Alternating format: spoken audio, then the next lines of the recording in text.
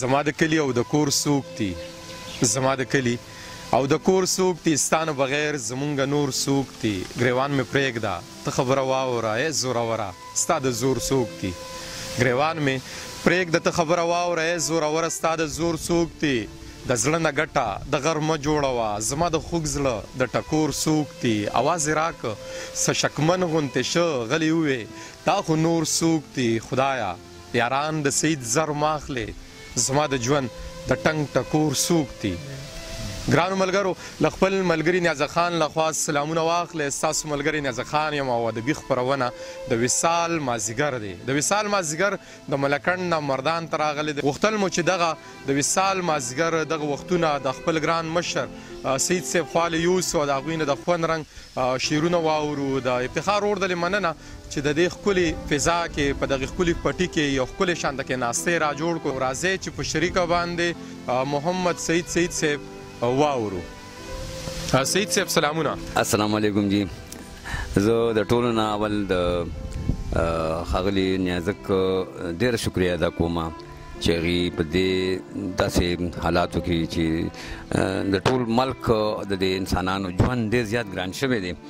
او هغې په داسې حالاتو کې د خپلو مصروفیاتو چې هغې ډېر په خپله هم ډېر مصروفیات دي بلا کړم یې د ژوند او هغې زما دپاره ټایم وباسه دلته رالو د هغې ډېره مننه کوم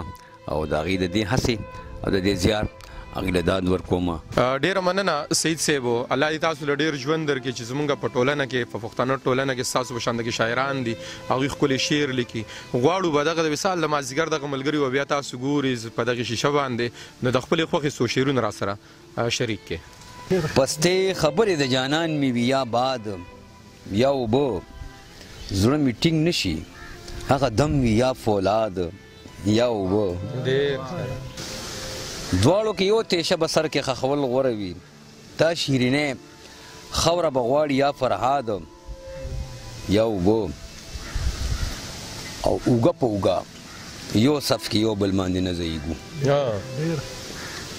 اوږه په اوږه یو صف کې یو بل باندې نه ځایږو مینځ کې مو نور څه وي خو دغه یا جیداد یا اوبه په کالاباغ کې د کډوالو اخر څه ډوبېږي په کالاباغ کې د کډوالو اخر څه ډوبېږي د ځانځانې دا کلي څه که یا آباد یا اوبه او ژوند تر مرګي لکه کوی ته چې ورکوز شي سړی ژوند تر مرګي لکه کوی ته چې ورکوز شي سړی او قدم ښکته نه ځي ښکاري یا بنیاد یا اوبه او دو سړو مو نظریه په یو ځای پرې نه ښوده تودو سړو مو نظریه په یو ځای پرې نه ښوده لکه د ووریو چې ګورې یا جماد یا اوبه بس دغه اورو دغه وینو ځي راځي کال په کال په پښتنه خاوره صحیح ده یا فساد یا اوبه او نور به څه وشي خو اجل ته به مې ساه راکاږي جانان به ما باندې څو تورې کرښې بیا راکاږي خمار وطنه داسې کمې ودې پوخ وده کړې د سیاست میږي د سلو ته په غلا راکاږي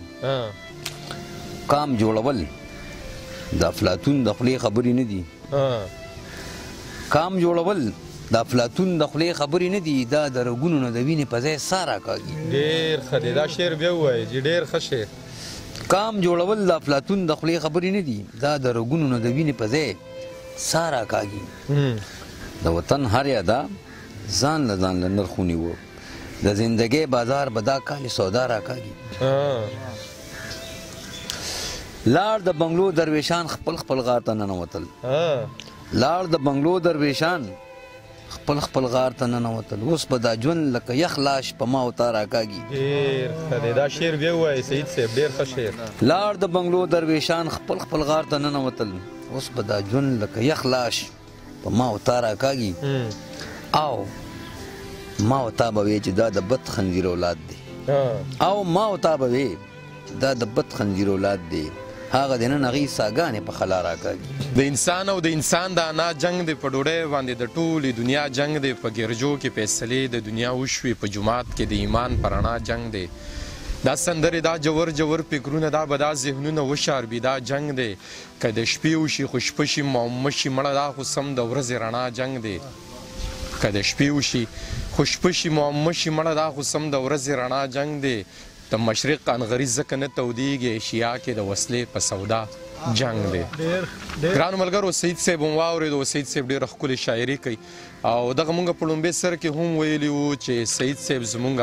ډېر ګران مشر دی، ډېر خوږ مشر دی او همیشه یې مونږ له د زړه نه مینه راکړې ده. د خپل الله نه به ورله ډېر ژوند غواړم. سید صاحب درنه په دغې یو څو شعره باید چې تاسو دا د ساز اواز سره هم اورېدلي وي، په دغه به درته مخه اخلم چې مای د حسن د لمبو په سوري خوب کړی دی.